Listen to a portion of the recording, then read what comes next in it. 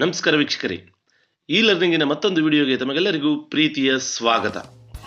ಗೆಳೆಯರೆ, ಇವತ್ತು ನಾನು ನಿಮಗೆ ಕನ್ನಡ ವ್ಯಾಕರಣ ಭಾಗದಲ್ಲಿ ಬರ್ತಕ್ಕಂತಹ ಸಮಾಸ ಅನ್ನುವಂತಹ ಒಂದು ಪ್ರಮುಖವಾಗಿರ್ತಕ್ಕಂತಹ ಅಧ್ಯಾಯದ ಬಗ್ಗೆ ತಿಳಿಸ್ತಾ ಇದ್ದೀನಿ. ಸೊ ಇದು ಕಾಂಪಿಟೇಟಿವ್ ಎಕ್ಸಾಮಿಗೆ ಮತ್ತು 8, 9, 10ನೇ ತರಗತಿ ವಿದ್ಯಾರ್ಥಿಗಳಿಗೆ ಬಹುಮುಖ್ಯವಾಗಿ ಬೇಕಾಗಿರ್ತಕ್ಕಂತಹ ಮಾಹಿತಿ. ಈ ಮಾಹಿತಿ 8, 9 ಮತ್ತು 10 ಈ ತರಗತಿಗಳ ಕನ್ನಡ ಪಠ್ಯಪುಸ್ತಕವನ್ನು ಆಧರಿಸಿಕೊಂಡೇ ಇದೆ. ಹಾಗಾಗಿ ಈ ಮಾಹಿತಿ ನಿಮಗೆ ಬಹುಶಃ ಕಾಂಪಿಟೇಟಿವ್ ಎಕ್ಸಾಮಿಗೆ ಸಹಾಯ ಆಗ್ಬೋದು ಅಂತ ಅಂದ್ಕೊಂಡು ಈ ಒಂದು ವಿಡಿಯೋವನ್ನು ಮಾಡ್ತಾ ಇದ್ದೀನಿ. ಎಲ್ಲೂ ಸ್ಕಿಪ್ ಮಾಡದೆ ನೋಡಿ. ಸೊ ಸಮಾಸ ಅಂದರೆ ಮೊದಲನೇದಾಗಿ ಏನು ಅಂತ ಅಂದರೆ, ಸಮಾಸ ಅಂತ ಈ ಹಿಂದಿನ ತರಗತಿನಲ್ಲಿ ನೀವೇನಾದರೂ ಸಂಧಿಗಳನ್ನು ನೋಡಿಲ್ಲ ಅಂತ ಹೇಳಿದರೆ ಅದು ಡಿಸ್ಕ್ರಿಪ್ಷನ್ ಬಾಕ್ಸಲ್ಲಿ ಸಂಧಿಗಳ ಕುರಿತು ಒಂದಿಷ್ಟು ವಿಡಿಯೋಸ್ಗಳಿದೆ, ಅದನ್ನು ನೀವು ನೋಡ್ಕೊಂಬನ್ನಿ. ಇದನ್ನು ಇಲ್ಲಿ ಯಾಕೆ ಹೇಳ್ತಾ ಇದ್ದೀನಿ ಅಂತ ನೀವು ಭಾವಿಸ್ಬೋದು. ಸಂಧಿ ಮತ್ತು ಸಮಾಸಗಳಲ್ಲಿ ಏನು ಒಂದು ವ್ಯತ್ಯಾಸಪ್ಪ ಅಂತ ಹೇಳಿದರೆ, ಸಂಧಿನಲ್ಲಿ ನಾವು 2 ಅಕ್ಷರಗಳ ನಡುವೆ ಸಂಧಿಯನ್ನು ಮಾಡ್ತೀವಿ. ಸಮಾಸದಲ್ಲಿ 2 ಪದಗಳ ನಡುವೆ ನಾವು ಸಮಾಸವನ್ನು ಮಾಡ್ತೀವಿ. ಸಮಾಸ ಅಂದರೆ 2 ಪದಗಳ ನಡುವೆ ಆಗ್ತಕ್ಕಂಥದ್ದು, ಅಥವಾ 2 ಅಥವಾ ಅದಕ್ಕಿಂತ ಹೆಚ್ಚು ಪದಗಳು ಕೂಡ ಆಗಿರ್ಬೋದು. ಆದರೆ ಸಂಧಿಗಳಲ್ಲಿ 2 ಅಕ್ಷರ. ಸಂಧಿ ಮೀನ್ಸ್ ಅಕ್ಷರ. ಸಮಾಸದಲ್ಲಿ ನಾವು ಪದಗಳನ್ನು ಸಮಾಸ ಆಗಿ ಮಾಡ್ತೀವಿ. ಸೊ ಸಮಾಸ ಅಂದರೆ ಏನಪ್ಪ ಅಂತ ನೋಡ್ಕೊಂಬಂದ್ಬಿಡೋಣ ಬನ್ನಿ. 2 ಅಥವಾ ಅದಕ್ಕಿಂತ ಹೆಚ್ಚು ಪದಗಳು ಅರ್ಥಕ್ಕನುಸಾರವಾಗಿ ಸೇರಬೇಕು. ಹಿಂಗೆ ಸೇರೋವಾಗ ಪೂರ್ವ ಪದದ ಅಂತ್ಯದಲ್ಲಿರ್ತಕ್ಕಂತಹ ವಿಭಕ್ತಿ ಪ್ರತ್ಯಯ ಲೋಪ ಆಗುತ್ತೆ. ಲೋಪ ಆಗಿಬಿಟ್ಟು ಅದು ಒಂದು ಪದವಾಗಿ ರೂಪುಗೊಳ್ಳುತ್ತೆ. ಅದನ್ನು ನಾವು ಸಮಾಸ ಅಂತ ಕರಿತೀವಿ. ಸೊ ಅದಕ್ಕೆ ಉದಾಹರಣೆ ಇಲ್ಲಿದೆ ನೋಡಿ. ಇದನ್ನು ನೋಡಿದರೆ ಬಹುಶಃ ನಿಮಗೆ ಗೊತ್ತಾಗ್ಬೋದು ಅಂತ ಅನಿಸುತ್ತೆ. ಸೊ ಅರಮನೆಯನ್ನು ನಾನಿಲ್ಲಿ ಬಿಡಿಸ್ತೀನಿ. ಸೊ ನೋಡಿಲಿ, ಅರಸನ ಪ್ಲಸ್ ಮನೆ ಅರಮನೆ. ನೋಡಿಲಿ, ಪೂರ್ವ ಪದದ ಅಂತ್ಯದಲ್ಲಿರ್ತಕ್ಕಂತಹ ವಿಭಕ್ತಿ ಪ್ರತ್ಯಯ ಅ ಅನ್ನುವಂತಹ ವಿಭಕ್ತಿ ಪ್ರತ್ಯಯ ಇಲ್ಲಿ ಬಂದಿದೆ. ಸೊ ಇಲ್ಲಿ ಆ ಅನ್ನೋ ವಿಭಕ್ತಿ ಪ್ರತ್ಯಯ ಲೋಪ ಆಗುತ್ತೆ, ಅರಮನೆ ಅಂತ ಬರುತ್ತೆ. ಸೊ ಅದೇ ರೀತಿಯಾಗಿ ನಾವು ವಿಭಕ್ತಿ ಪ್ರತ್ಯಯಗಳು ಇದ್ದರೆ, ಎಲ್ಲ ಸಂದರ್ಭಗಳಲ್ಲೂ ಅಲ್ಲ, ವಿಭಕ್ತಿ ಪ್ರತ್ಯಯಗಳು ಏನಾದರೂ ಇದ್ದರೆ ಅದು ಲೋಪ ಆಗುತ್ತೆ. ಲೋಪ ಆಗಿ ಒಂದು ಸಮಾಸ ಪದ ಆಗುತ್ತೆ. ಸೊ ಇಲ್ಲಿ ಇನ್ನೊಂದು ಮುಖ್ಯವಾದಂತಹ ವಿಷಯ ನಿಮಗೆ ಹೇಳಬೇಕು. ಇಲ್ಲಿ 2 ಪದಗಳಿದೆ. ಒಂದು ಅರಸನ ಇದೆ, ಮತ್ತೊಂದು ಮನೆ ಇದೆ. ಸೊ ಈ ಅರಸನ ಅನ್ನುವಂಥದ್ದು ಇದನ್ನು ಪೂರ್ವ ಪದ ಅಂತ ನಾವು ಕರಿತೀವಿ. ಸೊ ಮನೆ ಅಂತಕ್ಕಂಥದ್ದನ್ನು ನಾವು ಉತ್ತರ ಪದ ಅಂತ ಕರಿತೀವಿ. ಸೊ ಪೂರ್ವ ಪದ ಮತ್ತು ಉತ್ತರ ಪದ ಇವೆರಡೂ ಸೇರಿದರೆ ಪೂರ್ವೋತ್ತರ ಪದ ಅಂತ ಆಗತ್ತೆ. ಸೊ ಈ ಪೂರ್ವೋತ್ತರ ಪದಗಳನ್ನು ಸೇರಿಸಿದ್ರೆ ಅದು ಸಮಾಸ ಪದ ಆಗತ್ತೆ. ಈ ಅರಮನೆ ಅಂತ ಇದೆಯಲ್ಲ, ಇದನ್ನು ನಾವು ಸಮಾಸ ಪದ ಅಂತ ಕರಿತೀವಿ. ಸೊ ಇದು ನಿಮಗೆಲ್ಲರಿಗೂ ಗೊತ್ತಿರಲಿ. ಸೊ ಅದೇ ರೀತಿಯಾಗಿ ಬೇರೆ ಬೇರೆ ಉದಾಹರಣೆಗಳಿದೆ. ಹಿರಿದಾದ ಪ್ಲಸ್ ದಾರಿ, ಹೆದ್ದಾರಿ. ಗಿಡವು, ಮರವು, ಬಳ್ಳಿಗಳು. ಗಿಡ, ಮರ, ಬಳ್ಳಿಗಳು. ಇದನ್ನು ಯಾಕೆ ಇಲ್ಲಿ ಹೇಳ್ತಾ ಇದ್ದೀನಿ ಅಂತ ಹೇಳಿದ್ರೆ, ನಾವು ಸಮಾಸದ ವ್ಯಾಖ್ಯೆಯನ್ನು ನೋಡಿದಾಗ ಇಲ್ಲಿ 2 ಅಥವಾ ಅದಕ್ಕಿಂತ ಹೆಚ್ಚು ಪದಗಳು ಅಂತ ಹೇಳಿದ್ವಲ್ಲ. ಸೊ ಇಲ್ಲಿ ನಮಗೆ 2 ಪದ ಇದೆ. ಇಲ್ಲೊಂದು ಅರಸನ ಮನೆ, ಇಲ್ಲಿ 2 ಪದ ಇದೆ. ಸೊ ಕೆಲವು ಸಂದರ್ಭದಲ್ಲಿ ಅದಕ್ಕಿಂತ ಹೆಚ್ಚು ಪದಗಳು ಬರಬಹುದು ಅಂತ ಹೇಳಿದ್ವಲ್ಲ, ಅದಕ್ಕೋಸ್ಕರ ಈ ಉದಾಹರಣೆ ನಾನು ಇಲ್ಲಿ ಕೊಟ್ಟಿರ್ತಕ್ಕಂಥದ್ದು. ಸೊ ಇದು ಇಷ್ಟೇ ಅಲ್ಲದೆ ಇದರಲ್ಲಿ ಇನ್ನೊಂದು ಪದವೂ ಕೂಡ ಇದೆ. ಅದನ್ನು ನಾವು ವಿಗ್ರಹ ವಾಕ್ಯ ಅಂತ ಕರಿತೀವಿ. ಹಾಗಾದರೆ ವಿಗ್ರಹ ವಾಕ್ಯ ಅಂದರೆ ಏನು ಅಂದರೆ, ಸಮಾಸ ಪದವನ್ನು ಬಿಡಿಸಿ ಬರಿತೀವಲ್ಲ, ಅದನ್ನು ನಾವು ವಿಗ್ರಹ ವಾಕ್ಯ ಅಂತ ಕರಿತೀವಿ. ಇಲ್ಲಿ ನೋಡಿಲಿ, ಗಿಡವು, ಮರವು, ಬಳ್ಳಿಗಳು, ಇದಷ್ಟು ಸೇರಿಸಿದ್ರೆ ವಿಗ್ರಹ ವಾಕ್ಯ. ಅಂದರೆ ಸಮಾಸ ಪದಗಳು ಏನಿದೆಯಲ್ಲ, ಈ ಸಮಾಸ ಪದವನ್ನು ಬಿಡಿಸಿ ಬರೆದ್ರೆ ಅದೇ ವಿಗ್ರಹ ವಾಕ್ಯ. ಸೊ ಇಲ್ಲಿರ್ತಕ್ಕಂಥದ್ದು ಅರಸನ ಪ್ಲಸ್ ಮನೆ, ಇದು ವಿಗ್ರಹ ವಾಕ್ಯ. ಹಿರಿದಾದ ಪ್ಲಸ್ ದಾರಿ, ಇದು ವಿಗ್ರಹ ವಾಕ್ಯ. ಸೊ ವಿಗ್ರಹ ವಾಕ್ಯ ಅನ್ನುವಂಥದ್ದು ಬಹಳಷ್ಟು ಸಲ ಕಾಂಪಿಟೇಟಿವ್ ಎಕ್ಸಾಮಲ್ಲೂ ಕೂಡ ಕೇಳಿದ್ದಾರೆ. ವಿಗ್ರಹ ವಾಕ್ಯ ಅಂದರೆ ಯಾವುದು ಅಂತ. ಸೊ ಅವರೇ ಪದವನ್ನು ಬಿಡಿಸಿ ತೋರಿಸಿರ್ತಾರೆ. ಆ ಪದದಲ್ಲಿ ವಿಗ್ರಹ ವಾಕ್ಯ ಯಾವುದು ಅಂತ ನಾವು ಗುರುತಿಸಬೇಕಾಗತ್ತೆ. ಸೊ ಆವಾಗ ನಿಮಗೆ ಇದು ಹೆಲ್ಪ್ ಆಗುತ್ತೆ. ಮಿತ್ರರೇ, ಮತ್ತೆ ಮುಂದೆ ಹೋಗೋದಾದರೆ ಸಮಾಸದ ವಿಧಗಳು. ಒಟ್ಟು ಸಮಾಸದಲ್ಲಿ 8 ವಿಧಗಳನ್ನು ನಾವು ನೋಡ್ತೀವಿ. ಸೊ ಆ 8 ವಿಧಗಳು ಯಾವ್ಯಾವುದು ಅಂತ ಹೇಳಿದರೆ, ಅದನ್ನು ಮತ್ತೆ ನಾವು 4 ಭಾಗಗಳನ್ನಾಗಿ ನಾವು ನೋಡ್ಬೋದು.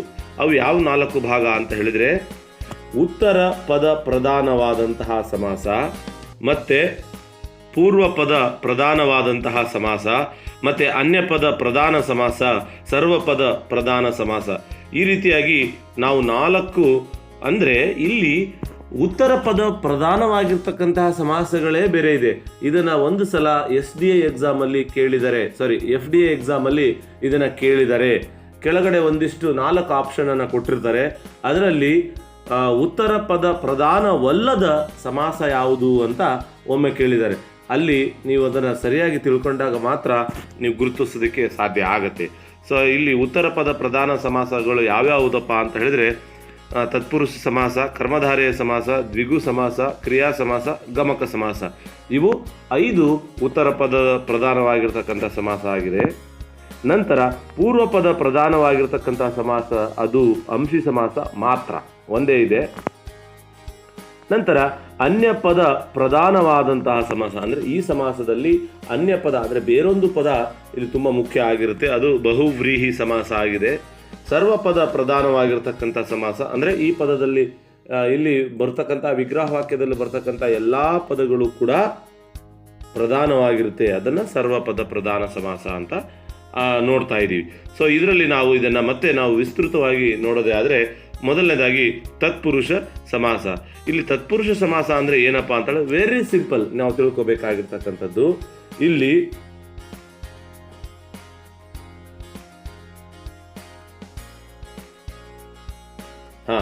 ತತ್ಪುರುಷ ಸಮಾಸ ಅಂದರೆ ಏನಪ್ಪ ಅಂತ ಹೇಳಿದ್ರೆ ನಾಮಪದ ಪ್ಲಸ್ ನಾಮಪದ. ಅಂದರೆ ಉತ್ತರ ಪದದಲ್ಲಿಯೂ ಕೂಡ ನಾಮಪದ ಬಂದಿರುತ್ತೆ, ಪೂರ್ವ ಪದದಲ್ಲಿಯೂ ಕೂಡ ನಾಮಪದವಾಗಿರುತ್ತೆ.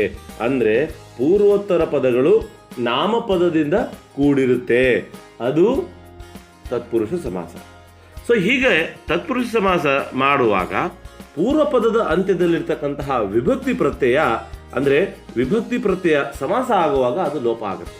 ಸೊ ನಾವು ಆಗಲೇ ಅರಸನ ಪ್ಲಸ್ ಮನೆ ನೋಡಿದ್ವಲ್ಲ, ಅಲ್ಲಿ ಆ ರೀತಿಯಲ್ಲಿ ಲೋಪ ಆಗುತ್ತೆ. ಸೊ ಇದನ್ನು ಒಂದು ಉದಾಹರಣೆಯನ್ನು ನೋಡಿದರೆ ನಮ್ಗೆ ಗೊತ್ತಾಗುತ್ತೆ. ಇನ್ನೊಮ್ಮೆ ಹೇಳ್ತೀನಿ ಕೇಳಿ. ಪೂರ್ವೋತ್ತರ ಪದಗಳು, ಈ ಪೂರ್ವ ಉತ್ತರ, ಈ ಪೂರ್ವೋತ್ತರ ಪದಗಳು ನಾಮಪದದಿಂದ ಕೂಡಿರಬೇಕು. ಹೀಗೆ ಕೂಡಿದಾಗ ಪೂರ್ವ ಪದದ ಅಂತ್ಯದಲ್ಲಿರ್ತಕ್ಕಂತಹ ವಿಭಕ್ತಿ ಪ್ರತ್ಯಯ ಲೋಪ ಆಗತ್ತೆ. ಅದು ಯಾವ ಸಮಾಸ? ತತ್ಪುರುಷ ಸಮಾಸ. ಸೊ ಇದನ್ನು ನೀವು ಸರಿಯಾಗಿ ಗಮನಿಸಬೇಕಾಗತ್ತೆ. ಪೂರ್ವ ಪದದ ಅಂತ್ಯದಲ್ಲಿರ್ತಕ್ಕಂತಹ ವಿಭಕ್ತಿ ಪ್ರತ್ಯಯ ಲೋಪ ಆಗುತ್ತೆ. ಸೊ ನೀವು ಇನ್ನೊಂದಿಷ್ಟು ಹೈಯರ್ ಎಜುಕೇಷನ್ಗೆ ಹೋದಾಗ, ಡಿಗ್ರಿಗೆ ಹೋದಾಗ, ಅಲ್ಲಿ ಸಮಾಸದಲ್ಲಿ ಬರ್ತಕ್ಕಂತಹ ತತ್ಪುರುಷ ಸಮಾಸದಲ್ಲಿ ಮತ್ತೊಂದಿಷ್ಟು ವಿಧಗಳು ಬರ್ತಾವೆ. ಸೊ ಅದಿರಲಿ. ಸೊ ಇಲ್ಲಿ ನೋಡಿ ಇಲ್ಲಿರ್ತಕ್ಕಂಥ ಬೆಟ್ಟದಾವರೆಯನ್ನು ನಾವು ಬಿಡಿಸಿದಾಗ ಬೆಟ್ಟದ, ಇಲ್ಲಿ ಆ ಅನ್ನುವಂಥದ್ದು ಲೋಪವಾಗಿ ಬೆಟ್ಟದಾವರೆ ಆಗಿದೆ. ಸೊ ಇಲ್ಲೂ ಕೂಡ ಅಷ್ಟೇ, ವಯಸ್ಸಿನಿಂದ ಇಂದ ಅನ್ನುವಂತಹ ವಿಭಕ್ತಿ ಪ್ರತ್ಯಯ ಬಂದಿದೆ. ವಯಸ್ಸಿನಿಂದ ಪ್ಲಸ್ ವೃದ್ಧ, ವಯೋವೃದ್ಧ. ಹಾಗೇನೆ ಹಗಲುಗನಸುವನ್ನು ಬಿಡಿಸಿದಾಗ ಹಗಲಿನಲ್ಲಿ, ಅಲ್ಲಿ ಸಪ್ತಮಿ ವಿಭಕ್ತಿ ಬಂದಿದೆ. ಹಗಲಿನಲ್ಲಿ ಪ್ಲಸ್ ಕನಸು, ಹಗಲುಗನಸು. ತಲೆಯಲ್ಲಿ, ಅದು ಕೂಡ ಸಪ್ತಮಿ ವಿಭಕ್ತಿ ಪ್ರತ್ಯಯ ಬಂದಿದೆ. ತಲೆಯಲ್ಲಿ ಪ್ಲಸ್ ನೋವು, ತಲೆನೋವು. ಇದು ತತ್ಪುರುಷ ಸಮಾಸಕ್ಕೆ ಇರತಕ್ಕಂತಹ ಒಂದಿಷ್ಟು ಉದಾಹರಣೆಗಳು.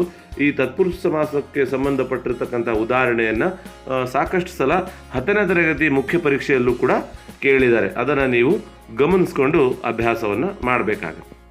ನಂತರ ಎರಡನೇದಾಗಿ ಕರ್ಮಧಾರೆಯ ಸಮಾಸ. ಕರ್ಮಧಾರೆಯ ಸಮಾಸದಲ್ಲಿ ಬರ್ತಕ್ಕಂಥದ್ದು ಏನಪ್ಪಾ ಅಂತ ಹೇಳಿದ್ರೆ ಪೂರ್ವೋತ್ತರ ಪದಗಳು. ಈಗಾಗಲೇ ನಿಮಗೆ ಪೂರ್ವ ಪದ ಯಾವುದು, ಉತ್ತರ ಪದ ಯಾವುದು ಅಂತ ಗೊತ್ತಾಗಿದೆ. ಪೂರ್ವೋತ್ತರ ಪದಗಳು ವಿಶೇಷಣ ಮತ್ತು ವಿಶೇಷ್ಯ, ಇಲ್ಲಿ ಸ್ಪೆಲ್ಲಿಂಗ್ ಮಿಸ್ಟೇಕ್ ಆಗಿದೆ, ವಿಶೇಷ ಸಂಬಂಧದಿಂದ ಅಥವಾ ಭಾವದಿಂದ ಕೂಡಿದ್ರೆ ಅದೇ ಕರ್ಮಧಾರೆಯ ಸಮಾಸ. ಹಾಗಾದ್ರೆ ವಿಶೇಷಣ ಎಲ್ಲಿ ಬರುತ್ತೆ, ವಿಶೇಷ ಎಲ್ಲಿ ಬರುತ್ತೆ ಅನ್ನುವಂಥದ್ದು ನಮಗೆ ಗೊತ್ತಾಗಿರ್ಬೇಕು. ವಿಶೇಷಣ ಅದು ಮೊದಲನೇದಾಗಿ ಬಂದಿರೋದ್ರಿಂದ ಇದೇ ಪೂರ್ವ ಪದದಲ್ಲಿ ಬರುತ್ತೆ, ವಿಶೇಷ್ಯ ಉತ್ತರ ಪದದಲ್ಲಿ ಬರುತ್ತೆ. ಹಾಗಾದರೆ ಇದು ಹೇಗೆ ವಿಶೇಷಣ ಮತ್ತು ವಿಶೇಷದಿಂದ ಕೂಡಿದೆ ಅಂತ ನಾವು ನೋಡೋದೇ ಆದರೆ ಇಲ್ಲಿ ಒಂದಿಷ್ಟು ಉದಾಹರಣೆಗಳನ್ನು ನಾವು ನೋಡಿದರೆ ಗೊತ್ತಾಗುತ್ತೆ. ಹೆಮ್ಮರ ಅನ್ನೋವಂಥದ್ದು ಒಂದು ಪದ ಇದೆ, ಇದನ್ನು ನಾವು ಬಿಡಿಸ್ಬೇಕು. ಹಿರಿದು ಪ್ಲಸ್ ಮರ, ಹೆಮ್ಮರ. ಹಿರಿದು ಅಂತಕ್ಕಂಥದ್ದು ಒಂದು ವಿಶೇಷಣ. ಸೊ ಇಲ್ಲಿ ಮೊದಲನೇದಾಗಿ ನಾವು ವಿಶೇಷಣ ಅಂದರೆ ಏನಪ್ಪ ಅಂತ ಹೇಳಿದ್ರೆ ವರ್ಣಿಸುವುದು. ಅಂದರೆ ಯಾವ ವಸ್ತು ಇರುತ್ತೋ ಅದನ್ನು ನಾವು ವರ್ಣಿಸೋದು. ವಸ್ತು ಅಥವಾ ವ್ಯಕ್ತಿಯನ್ನು ವರ್ಣಿಸೋದು. ವಿಶೇಷಣ ಅಂದರೆ ವರ್ಣಿಸಿಕೊಳ್ಳುವುದು ಅಂತ. ಈ ಮರ ಇದೆಯಲ್ಲ ಇದು ವಿಶೇಷ್ಯ, ಇದು ವರ್ಣಿಸ್ಕೊಳ್ತಾ ಇದೆ. ಒಂದು ಮರ ಇದೆಯಲ್ಲ ಇದು ವರ್ಣಿಸ್ಕೊಳ್ತಾ ಇದೆ.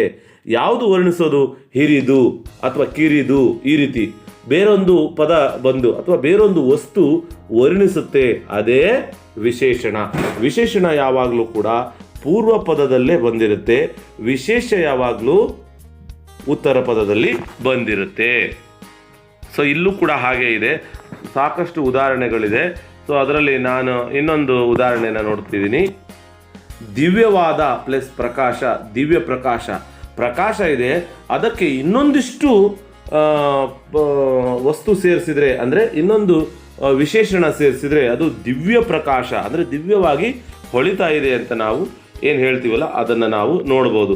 ಹಾಗೆಯೇ ಕಾರ್ಮೋಡ ಅಂತ ಒಂದಿದೆ.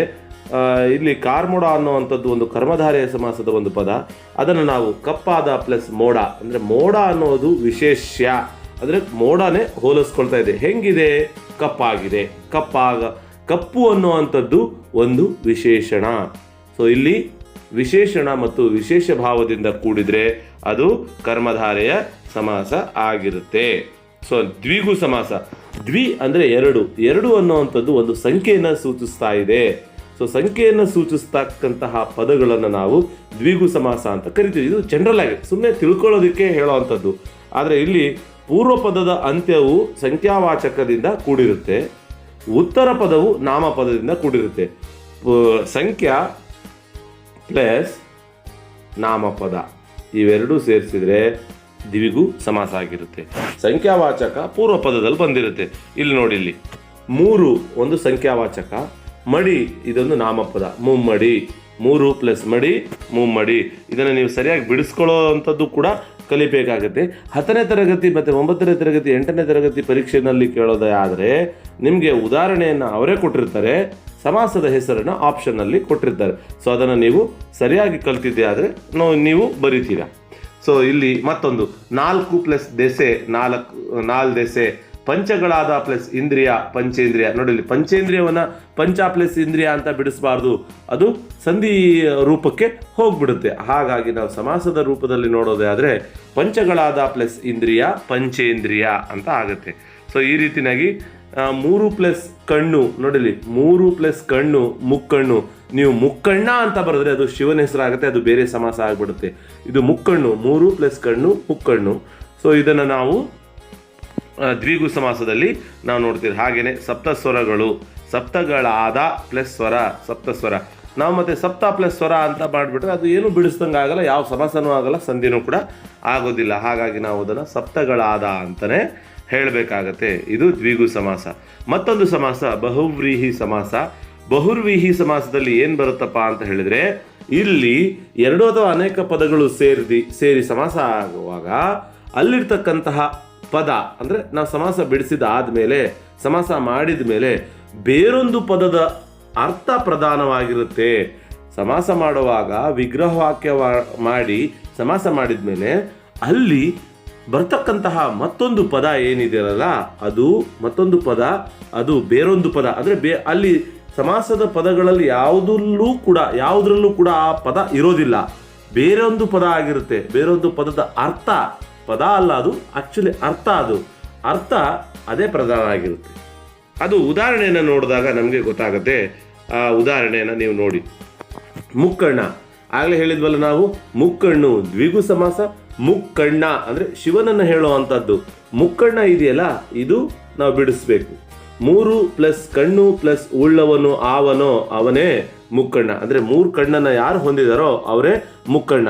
ಹಾಗಾದರೆ ಯಾರು? ಶಿವ. ಈ ಶಿವ ಅನ್ನೋದಿದೆಯಲ್ಲ, ಇದೇ ಅನ್ಯ ಪದ ಪ್ರಧಾನವಾಗಿರ್ತಕ್ಕಂತಹ ಸಮಾಸ. ಅಂದರೆ ಬೇರೊಂದು ಪದ ಪ್ರಧಾನವಾಗಿರುತ್ತೆ. ಶಿವ ಅನ್ನೋದು ಬೇರೊಂದು ಪದ, ಅದೇ ಪ್ರಧಾನ ಆಗಿದೆ. ಅದರ ಒಳಗಡೆ ಇರತಕ್ಕಂಥ ಅರ್ಥ ಏನು ಹೇಳುತ್ತಪ್ಪ ಅಂತ ಹೇಳಿದ್ರೆ ಶಿವನನ್ನು ಹೇಳುತ್ತೆ. ಮುಕ್ಕಣ್ಣ ಅನ್ನೋವಂಥದ್ರ ಒಳಗಡೆ ಇರ್ತಕ್ಕಂಥ ಅರ್ಥ ಏನು? ಶಿವ.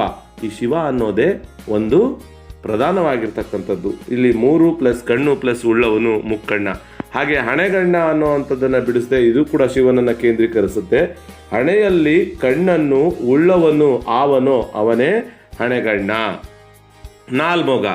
4 ಪ್ಲಸ್ ಮೊಗವನ್ನು ಪ್ಲಸ್ ಉಳ್ಳವನು ನಾಲ್ಮೊಗ ಅಂದರೆ ಯಾರು? ಬ್ರಹ್ಮನನ್ನು ನಾವು ಹೇಳ್ತೀವಿ. ಚಕ್ರವನ್ನು ಪಾಣಿಯಲ್ಲಿ ಉಳ್ಳವನು ಆವನು ಅವನೇ ಚಕ್ರಪಾಣಿ. ಇಲ್ಲಿ ಚಕ್ರಪಾಣಿ ಒಳಗಡೆ ಇರತಕ್ಕಂಥ ಅರ್ಥ ಯಾವುದು ಅಂದರೆ ವಿಷ್ಣು. ಇದನ್ನು ನಾವು ಗಮನಿಸಬೇಕಾಗತ್ತೆ. ಈ ರೀತಿ ಬಹಳಷ್ಟು ಉದಾಹರಣೆಗಳಿದ್ದಾವೆ, ಅದನ್ನು ನೀವು ನೋಡ್ಬೋದು. ನೆಕ್ಸ್ಟ್ ದ್ವಂದ್ವ ಸಮಾಸ. ದ್ವಂದ್ವ ಸಮಾಸ ಅಂತ ಹೇಳಿದರೆ ಈ ಪದದಲ್ಲಿ ಬರ್ತಕ್ಕಂತಹ ವಿಗ್ರಹವಾಕ್ಯದಲ್ಲಿ ಬರ್ತಕ್ಕಂಥ ಎಲ್ಲ ಪದಗಳು ಕೂಡ ಏನಾಗಿರುತ್ತೆ? ಪ್ರಧಾನವಾಗಿರುತ್ತೆ. ಅದರ ಡೆಫಿನೇಷನನ್ನು ನಾವು ನೋಡೋದಾದರೆ 2 ಅಥವಾ ಅನೇಕ ನಾಮಪದಗಳು ಇರುತ್ತಲ್ಲಿ, 2 ಅಥವಾ ಅದಕ್ಕಿಂತ ಹೆಚ್ಚು ನಾಮಪದಗಳು ಇರುತ್ತೆ.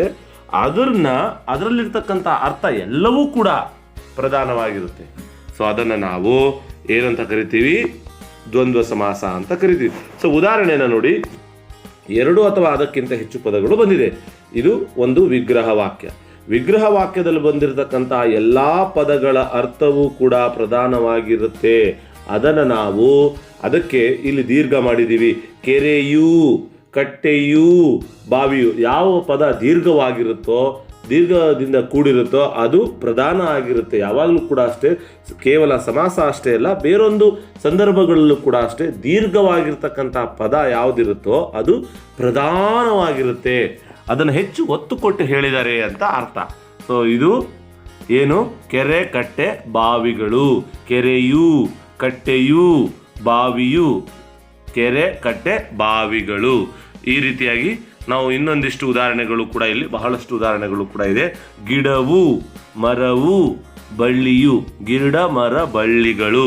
ಸೊ ಈ ರೀತಿಯಾಗಿದೆ. ಬಹಳಷ್ಟು ಸಂದರ್ಭಗಳಲ್ಲಿ ನಾವು ನೋಡ್ತೀವಿ. ಸೊ ಇದನ್ನು ಒಂದು ಎಕ್ಸಾಮಲ್ಲಿ ಕೇಳಿದರು. ಪಾರ್ಥನು ಪ್ಲಸ್ ಭೀಮನು = ಪಾರ್ಥ ಭೀಮರು. ಪಾರ್ಥ ಭೀಮರು ಅಂತ ಆಗ್ಬೇಕದು, ಪಾರ್ಥ ಭೀಮರು. ಸೊ ಇದನ್ನು ಒಂದ್ಸಲ 10ನೇ ತರಗತಿ ಪರೀಕ್ಷೆನಲ್ಲಿ ಕೇಳಿದರು, ಅದನ್ನು ನೀವು ಗಮನಿಸ್ಬೋದು. ಸೊ ಇದು ದ್ವಂದ್ವ ಸಮಾಸ, ಸರ್ವಪದ ಪ್ರಧಾನವಾಗಿರ್ತಕ್ಕಂತಹ ಸಮಾಸ. ಸೊ ಮತ್ತೊಂದು ಸಮಾಸ ಅಂಶಿ ಸಮಾಸ. ಅಂಶಿ ಸಮಾಸ ಅಂತ ಹೇಳಿದರೆ ಪೂರ್ವೋತ್ತರ ಪದಗಳು, ಈ ಪೂರ್ವ ಮತ್ತು ಉತ್ತರ ಪದಗಳು ಏನಿದಾವಲ್ಲ, ಈ ಪೂರ್ವೋತ್ತರ ಪದಗಳು ಅಂಶಿ ಮತ್ತೆ ಅಂಶ ಭಾಗದಿಂದ ಕೂಡಿರ್ಬೇಕು. ಅಂಶಿ ಎಲ್ಲಿ ಬಂದಿರುತ್ತಪ್ಪ ಅಂತ ಹೇಳಿದ್ರೆ ಪೂರ್ವ ಪದದ ಅಂತ್ಯದಲ್ಲಿ ಅಂಶಿ ಬಂದಿರುತ್ತೆ. ಯಾಕಂದ್ರೆ ಇದರ ಹೆಸರೇ ಅಂಶಿ ಸಮಾಸ. ಪೂರ್ವ ಪದದಲ್ಲಿ ಅಂತ್ಯದಲ್ಲ, ಒಟ್ಟಾರೆ ಪೂರ್ವ ಪದದಲ್ಲಿ ಅಂಶಿ ಬಂದಿರುತ್ತೆ, ಉತ್ತರ ಪದದಲ್ಲಿ ಅಂಶ ಬಂದಿರುತ್ತೆ. ಈ ಅಂಶ ಮತ್ತು ಅಂಶಿ ಭಾವದಿಂದ ಕೂಡಿರ್ತಕ್ಕಂಥ ಸಮಾಸವೇ ಅಂಶಿ ಸಮಾಸ. ಸೊ ಹಾಗಾದ್ರೆ ಏನು ಅಂಶಿ ಅಂದ್ರೆ ಇಡಿಯಾದದ್ದು. ಅಂಶ ಅಂದ್ರೆ ಅದರಲ್ಲೂ ಒಂದು ಭಾಗ. ಸೊ ಇದು ಮತ್ತೊಂದು ಸಲ ಅರ್ಥ ಮಾಡ್ಕೊಳ್ಳೋದೇ ಆದ್ರೆ, ಒಂದು ಶಾಲೆ ಇದೆ, ಇಡೀ ಒಂದು ಶಾಲೆ ಒಂದು ಅಂಶಿ, ಅದರಲ್ಲಿ ಒಂದು ಭಾಗ 10ನೇ ತರಗತಿ ಅನ್ನೋದು ಒಂದು ಭಾಗ, ಅದು ಒಂದು ಅಂಶ. ಇಡೀ ಶಾಲೆ ಒಂದು ಅಂಶಿ ಆದರೆ ಅದರೊಳಗಡೆ ಇರ್ತಕ್ಕಂಥ ಒಂದು 10ನೇ ತರಗತಿ ಅನ್ನೋವಂಥ ತರಗತಿ ಒಂದು ಭಾಗ, ಅದೇ ಅಂಶ, ಒಂದು ಅಂಶ. ಇನ್ನೊಂದು ಎಕ್ಸಾಂಪಲ್ ಕೊಡೋದೇ ಆದರೆ, ನಮ್ಮ ತಲೆ ಒಂದು ಅಂಶಿ ಆದರೆ ಹಿಂದೆಲೆ ಅನ್ನೋವಂಥದ್ದು ಒಂದು ಅಂಶ. ಈ ಹಿಂದಿನ ತಲೆ ಇದೆಯಲ್ಲ ಅದು ಒಂದು ಅಂಶ. ಸೊ ಈ ರೀತಿಯಲ್ಲಿ ನಾವು ತುಟಿ ಅನ್ನೋವಂಥದ್ದು ಒಂದು ಪೂರ್ತಿ ಒಂದು ಅಂಶಿ ಆದರೆ ಕೆಳಗಡೆ ಇರ್ತಕ್ಕಂಥ ಕೆಳದುಟಿ ಒಂದು ಅಂಶ. ಸೊ ಈ ರೀತಿಯಲ್ಲಿ ಇಡೀ ತಲೆಯಲ್ಲಿ ಇರ್ತಕ್ಕಂಥ ಒಂದು ತಲೆ ಒಂದು ಅಂಶಿ ಆದರೆ ಅದರಲ್ಲಿ ಒಂದು ಭಾಗ ಹಿಂದೆಲೆ, ಮುಂದೆಲೆ, ನಡುದೆಲೆ, ಬೈದೆಲೆ ಇವೆಲ್ಲವೂ ಕೂಡ ಒಂದು ಅಂಶ ಆಗಿರುತ್ತೆ. ಸೊ ಉದಾಹರಣೆಯನ್ನು ನೋಡಿದ್ರೆ ನಮಗೆ ಗೊತ್ತಾಗುತ್ತೆ. ಇದನ್ನು ಬಿಡಿಸೋವಾಗ ಅಂಶಿ ಯಾವಾಗಲೂ ಕೂಡ ಅಂದರೆ ಇಡಿಯಾದದ್ದು ಏನಿರುತ್ತಲ್ಲ, ಅಂಶಿ ಯಾವಾಗಲೂ ಕೂಡ ಮೊದಲು ಬರಬೇಕು, ಅದು ಪೂರ್ವ ಪದದಲ್ಲೇ ಬರಬೇಕು. ನೀವು ಬಿಡಿಸೋವಾಗ ಬೇರೆ ಸಮಾಸವನ್ನು ಬಿಡಿಸೋದು ಮತ್ತು ಅಂಶಿ ಸಮಾಸವನ್ನು ಬಿಡಿಸೋದು ಡಿಫ್ರೆಂಟ್ ಆಗಿ ಇರುತ್ತೆ. ಅಂದರೆ ಇದನ್ನು ಹಿಂದಿನದು ಮುಂದೆ ಬಂದಿರುತ್ತೆ, ಮುಂದೆದು ಹಿಂದೆ ಬಂದಿರುತ್ತೆ. ಅಂದರೆ ಪೂರ್ವ ಪದ ಉತ್ತರ ಪದವನ್ನು ನಾವು ಸರಿಯಾಗಿ ಗಮನಿಸಬೇಕಾಗುತ್ತೆ. ಇಲ್ಲಿ ಮುಂದಲೆಯನ್ನು ನಾವು ಬಿಡಿಸ್ತಾ ಇದ್ದೀವಿ. ಮುಂದಲೆ ಅಂತ ಹೇಳಿದ್ರೆ ಮುಂದೆ ಪ್ಲಸ್ ತಲೆ ಅಂತ ಬಿಡಿಸಬಾರ್ದು, ಅದು ರಾಂಗ್ ಆಗುತ್ತೆ. ತಲೆಯ ಅಂದರೆ ಇಲ್ಲಿ ಮೊದಲು ಅಂಶಿಯನ್ನು ಗುರುತಿಸ್ತಾ ಇದ್ದೀವಿ, ಅದರಲ್ಲಿ ಒಂದು ಭಾಗವಾಗಿರ್ತಕ್ಕಂಥದ್ದು ಉತ್ತರ ಪದದಲ್ಲಿ ಅಂದರೆ ಮುಂದು, ಅದು ಒಂದು ಅಂಶ. ಅಂಶ ಉತ್ತರ ಪದದಲ್ಲಿ ಬರಬೇಕು. ಇನ್ನು ಒಂದಿಷ್ಟು ಉದಾಹರಣೆಗಳಿದೆ. ಮೇಲ್ಗಡೆ ಇರತಕ್ಕಂಥದ್ದು ಅಂಗೈ, ಕೈ ಫಸ್ಟ್ ಇರಬೇಕು, ಕೈಯ ಪ್ಲಸ್ ಅಡಿ ಅಂಗೈ. ಕೊನೆ ಹುಬ್ಬು, ಹುಬ್ಬಿನ ಪ್ಲಸ್ ಕೊನೆ ಅಂದರೆ ಉಲ್ಟಾ ಬಿಡಿಸ್ಬೇಕು. ನೀವು ಸುಮ್ಮನೆ ಆಡು ಮಾತಿನಲ್ಲಿ ಹೇಳೋದಾದರೆ ಉಲ್ಟಾ ಬಿಡಿಸ್ಬೇಕು ಇದನ್ನು. ಹುಬ್ಬಿನ ಪ್ಲಸ್ ಕೊನೆ ಹುಬ್ಬು. ಹಿಂದೆಲೆ ತಲೆಯ ಪ್ಲಸ್ ಹಿಂದೆಲೆ. ಕಡೆಗಣ್ಣು ಕಣ್ಣ ಪ್ಲಸ್ ಕಡೆ ಅಂತಲೂ ಆಗತ್ತೆ. ಕಣ್ಣಿನ ಪ್ಲಸ್ ಕಡೆಗಣ್ಣು ಅಂತಲೂ ಕೂಡ ಆಗತ್ತೆ. ಸೊ ಇದನ್ನು ಬಿಡಿಸುವಾಗ ನೀವು ಅಂಶಿಯನ್ನು ಮೊದಲು ತರಬೇಕು, ಅಂಶವನ್ನು ನಂತರ ತರಬೇಕು. 7ನೇ ಸಮಾಸ ಕ್ರಿಯಾ ಸಮಾಸ. ಸೊ ಕ್ರಿಯಾ ಸಮಾಸ ಅಂದರೆ ಏನಪ್ಪ ಅಂತ ಹೇಳಿದ್ರೆ, ಪೂರ್ವ ಪದವು ದ್ವಿತೀಯ ವಿಭಕ್ತಿಯಿಂದ ಕೂಡಿರ್ತಕ್ಕಂಥ ನಾಮಪದ ಆಗಿರಬೇಕು. ಪೂರ್ವ ಪದ ದ್ವಿತೀಯ ವಿಭಕ್ತಿ ಪ್ರತ್ಯಯದಿಂದ ಕೂಡಿರ್ತಕ್ಕಂಥ ನಾಮಪದ ಆಗಿರಬೇಕು. ಉತ್ತರ ಪದ ಧಾತುವಿನಿಂದ ಕೂಡಿರಬೇಕು. ಸೊ ಉತ್ತರ ಪದ ಧಾತುವಿನಿಂದ ಕೂಡಿದ್ರೆ ಅದುವೇ ಕ್ರಿಯಾ ಸಮಾಸ. ಬಹುಶಃ ನಿಮ್ಗೆ ಉದಾಹರಣೆಯನ್ನು ನೋಡಿದ್ರೆ ಗೊತ್ತಾಗುತ್ತೆ. ಇಲ್ಲಿ ನೋಡಿ ಉದಾಹರಣೆ. ಪೂರ್ವ ಪದವು ದ್ವಿತೀಯ ವಿಭಕ್ತಿಯಿಂದ, ಅಂದರೆ ಎಲ್ಲ ಸಂದರ್ಭಗಳಲ್ಲೂ ಬರಲ್ಲ, ಆದರೆ ಬಹುತೇಕ ಸಂದರ್ಭಗಳಲ್ಲಿ ದ್ವಿತೀಯ ವಿಭಕ್ತಿ ಅನ್ನುವಂತಹ ವಿಭಕ್ತಿ ಪ್ರತ್ಯಯ ಅದು ಬಂದಿರುತ್ತೆ. ಅದು ನಾಮಪದದಿಂದಲೇ ಅಂತ್ಯಗೊಂಡಿರಬೇಕು.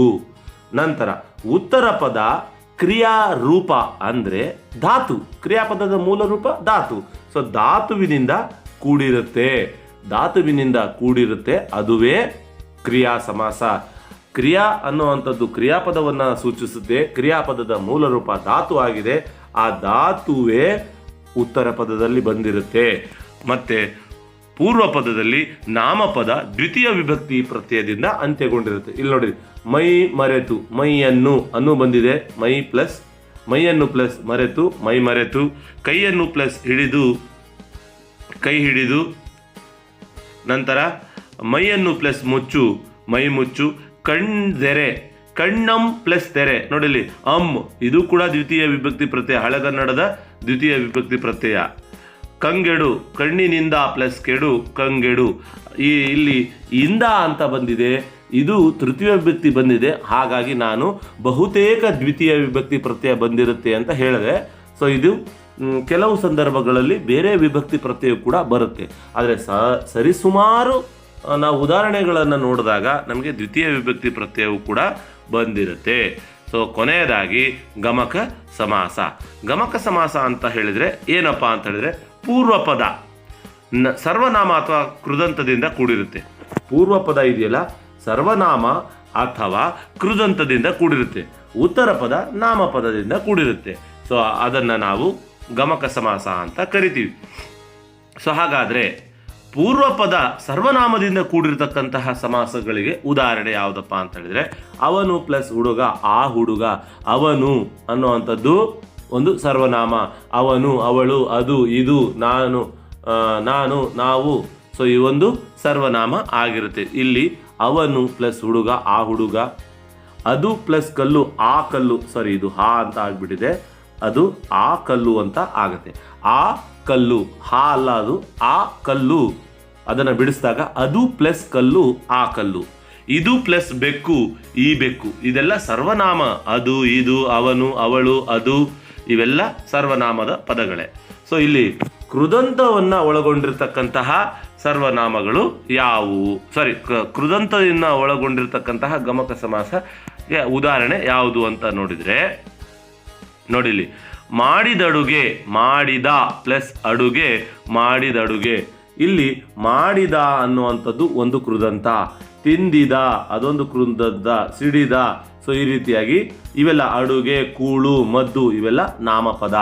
ತಿಂದ ಕೂಳು, ತಿಂದಿದ ಪ್ಲಸ್ ಕೂಳು, ತಿಂದ ಕೂಳು. ನೇಯ್ದುದು ಪ್ಲಸ್ ವಸ್ತ್ರ, ನೇಯ್ದ ವಸ್ತ್ರ. ಇದು ಕೂಡ ವಸ್ತ್ರ ಅನ್ನೋದು ನಾಮಪದ, ನೇಯ್ದುದು ಅನ್ನೋದು ಒಂದು ಕೃದಂತ. ಸೊ ಇದು ವೆರಿ ವೆರಿ ವೆರಿ ಇಂಪಾರ್ಟೆಂಟ್ ಆಗಿದೆ. ಸೊ ಇದನ್ನು ನೀವು ಬಹಳ ಸಲ ಎಕ್ಸಾಮಲ್ಲಿ ಕೇಳಿದ್ದಾರೆ. 10ನೇ ತರಗತಿ ಎಕ್ಸಾಮಲ್ಲಂತೂ ಸುಮಾರು ಬಾರಿ ಇದೇ ಸಮಾಸದಿಂದ ಯಾವುದಾದ್ರೂ ಪದ ಎಕ್ಸಾಮಿಗೆ ಬರುತ್ತೆ ಅಂತ ಹೇಳಿದರೆ ಅದೇ ನೇಯ್ದ ವಸ್ತ್ರ ಅಂತ ಬರುತ್ತೆ. ಕೆಳಗಡೆ ಒಂದಿಷ್ಟು ನೇಯ್ದ ವಸ್ತ್ರ ಎಂಬುದು ಡ್ಯಾಶ್ ಅಂತ ಕೇಳಿರ್ತಾರೆ. ಕೆಳಗಡೆ ಆಪ್ಷನ್ ಕೊಟ್ಟಿರ್ತಾರೆ, ಕರ್ಮಧಾರಯ ಸಮಾಸ, ಗಮಕ ಸಮಾಸ, ದ್ವಿಗು ಸಮಾಸ, ತತ್ಪುರುಷ ಸಮಾಸ ಅಂತ. ನೀವು ಕನ್ಫ್ಯೂಷನ್ ಆಗಿಬಿಟ್ಟು ನಾಮಪದ ಪ್ಲಸ್ ನಾಮಪದ ಇದೆ ಅಂತ ಅಂದ್ಕೊಂಡು ನೀವೇನಾದರೂ ಅದನ್ನು ಹಾಕಿಬಿಟ್ರೆ ತತ್ಪುರುಷ ಅಂತ ರಾಂಗ್ ಆಗುತ್ತೆ. ಇಲ್ಲಿ ನೇಯ್ದುದು ಅನ್ನೋದು ಒಂದು ಕೃದಂತ, ನೇಯೋದು ಅದೊಂದು ಕೃದಂತ. ಹಾಗಾಗಿ ಕೃದಂತ ಪ್ಲಸ್ ನಾಮಪದ ಗಮಕ ಸಮಾಸ ಆಗತ್ತೆ.